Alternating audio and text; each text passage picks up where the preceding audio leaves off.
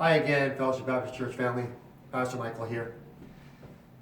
This is the view of our foyer. This is what you would see if you entered our church. And for the last 2 weeks, this has been pretty empty. The doors have been locked and closed up. And I think the unfortunate realization is that it may be extended further. More information will be provided on that as the elders and I meet this week. But to stem the tide of this virus, Covid-19, we've had to go online in an online presence and do some other things, which is the reason for talking to you today. The expressed need for us to continue to stem the tide of this virus is a number of things. Social distancing. This is one of the only ways to combat the spread of this virus. This is serious. It's coming out from our government, that non-compliance may be enforced. That's how serious it is. This is not about not being informed.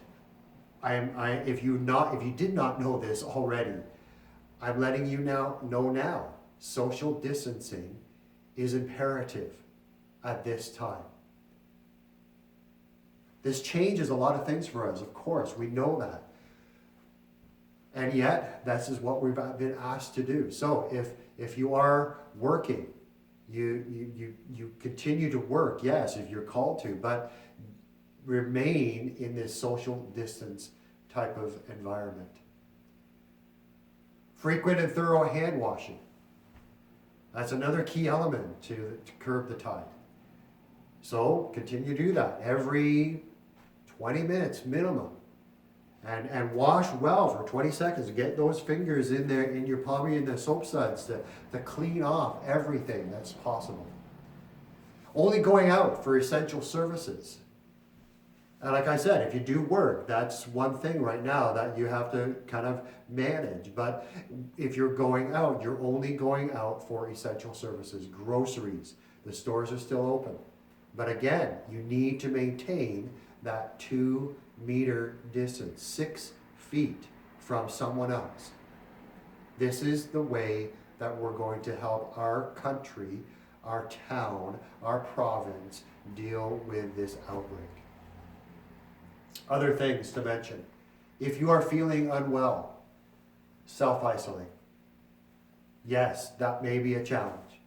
But if you're not feeling well, and it may be just a seasonal cold or a seasonal flu, you don't know. But it could be that you've caught something else, COVID-19. So if you're feeling unwell, self-isolate.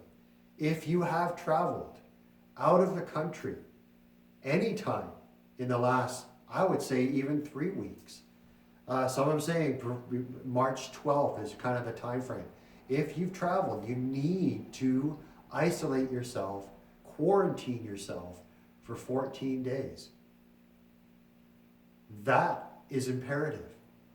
If you need help with this, if that is your circumstance and you do need assistance, please let us know. We'll arrange somehow that we can provide necessities for you. Just drop them off at the door and then you can come and get it. But you need to be in quarantine. Another area that is a challenge right now is 811 versus 911. 811 is the phone number that you would call for medical assistance. 911 is emergencies. Your COVID-19 symptoms that you may experience, or if you're not feeling well, that is not a 911 call. That is an 811 call. If you inadvertently punch in 911 by accident, and it has happened, then stay on the line. Admit it, don't hang up. The worst thing you can do is to hang up. The reason being is that they follow through. These are the services that we have available to us, and they will need to follow through with every single call. So if you hang up, They don't know if that was a missed call or if that was a prank or if that was truly an emergency that they needed to attend to. So stay on the line, have a nice little chat with the receptionist or the person on call, and realize, okay, that's not the number I needed to call. I need to call the 811 number. Again, in all of this, social distancing is key. We as a church, we need to follow this.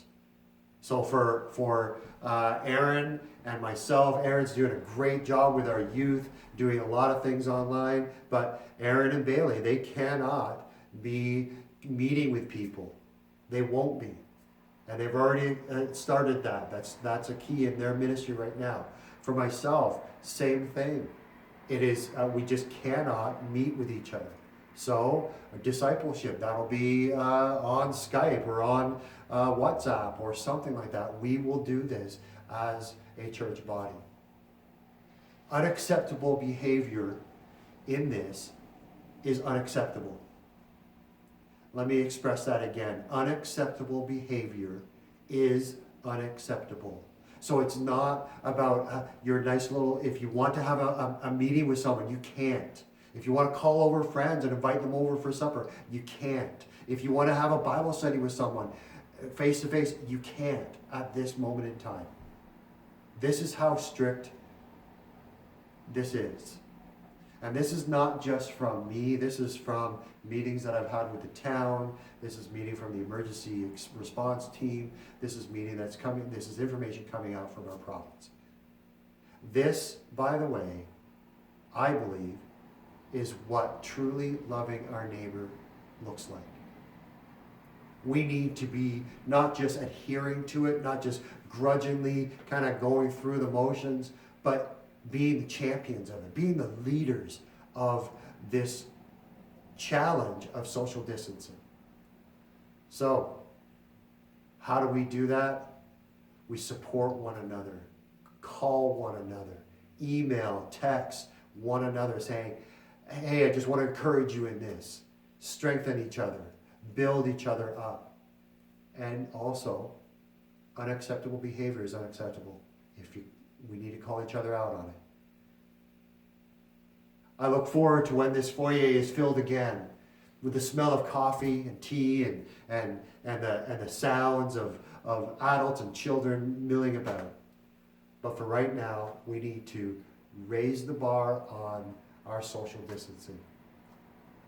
It's challenging, but I know as a church body, I know we will do great. So looking forward to spending time with you when all of this is done.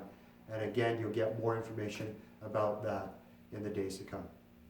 Be blessed. Love you lots.